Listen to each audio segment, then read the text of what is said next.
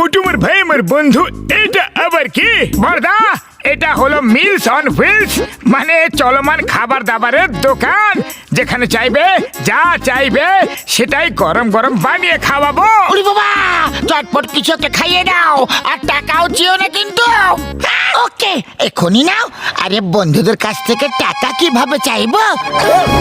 আরে এটা কি করে দিলে ভাই রে? খাবার চেয়েছিলাম, আমার মুখে পুড়িয়ে দিলে। আরে এমনটা কেন করলে? হ্যাঁ মোটু, ওই আরে বড়দা, এখন মার খাওয়ার মোটেও ইচ্ছে নেই। আমরা চললাম, তোমরা তোমাদের খেয়াল রেখো।